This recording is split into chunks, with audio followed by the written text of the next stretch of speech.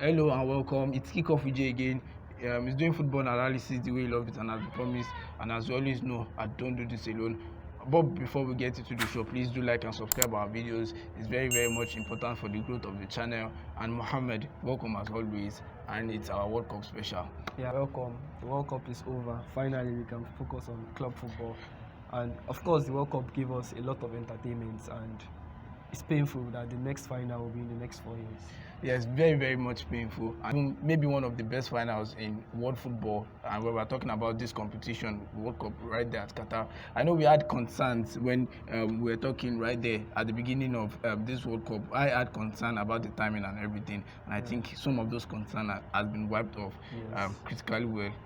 Well, I think the negative stuffs we got in the media from the World Cup is from the Western world, the Europeans and the likes of them. I think they still have an issue that the World Cup was held in Qatar, to the point that they even complained about the cloak that Messi wore.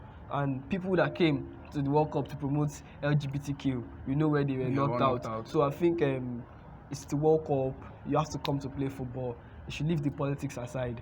But I think the World Cup lived up to the billing. Fantastic infrastructure. Fantastic World Cup.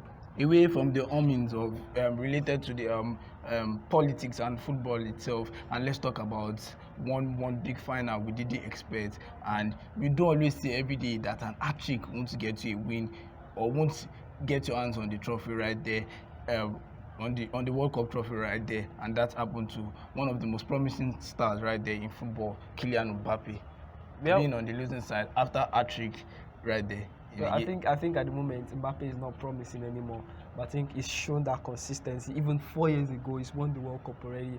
I think no disrespect to Ronaldo or Messi, but I think Mbappe is also a GOAT in his own levels. The World Cup final was exciting, quality from Mbappe, Lionel Messi. The game gave from start to finish.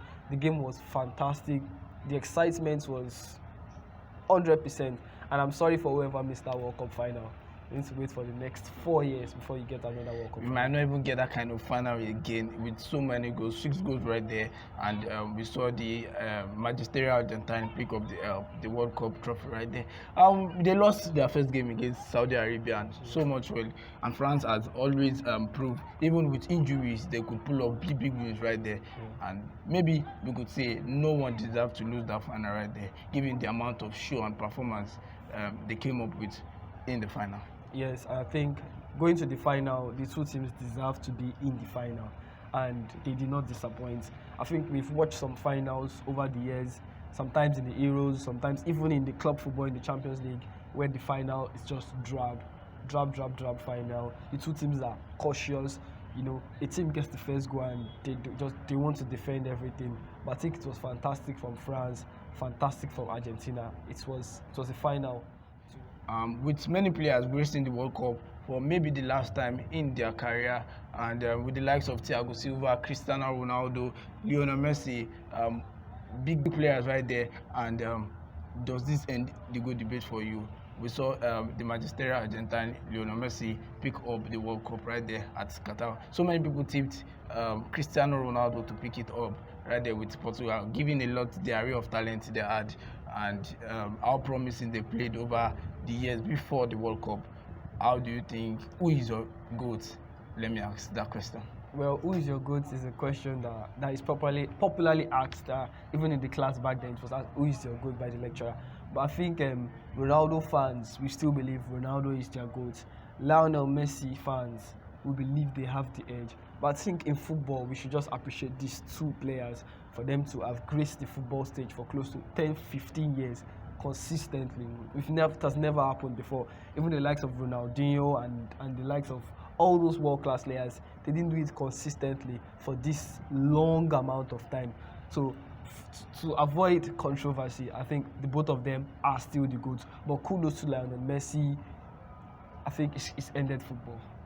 he has ended football a blistering career right there, with coupled with a lot of trophies. And you mentioned one thing, which was consistency. I think that's one thing most these two players have brought to the fore in world football. They've pushed themselves right there to the brim, and have shown that yes, you can perform on the top level of football in over a long period of I time. think never would we see something like this again. Never. And the competition between the two is something so amazing to watch. And when you have someone by your side, someone to watch out for, okay, this person is doing this, I too want to do this, they push themselves right there to the limit. And we see the likes of so for me, I think the GOAT debate will always be subjective to different people, because we all have different views to football.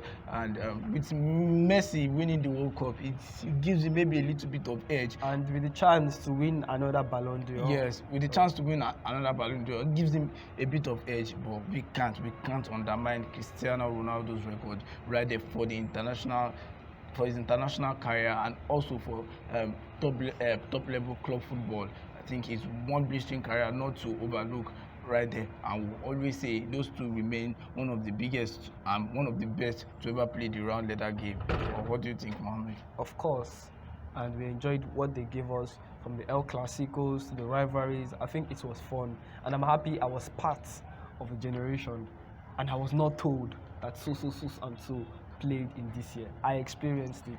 I think they've left a big hole, a big lacuna, a big shoe for the likes of Mbappe, the likes of Erling Haaland, and also stars coming up with promising talent to fill right there in terms of their records, the terms of records they've set in football. And I hope these guys are maybe able to live up to the expectation, or maybe aren't consumed by the whole pressure and expectation being laid on them, given the fact that these two goats have really surpassed the limit right there. So I think that's a wrap on who is your GOAT debate. The arguments continue. You can say whatever you like. It's subjective to everybody. I think we all know these two guys have done a lot for football, and we should appreciate the fact that we have them even for the next 2 to 3 years to come.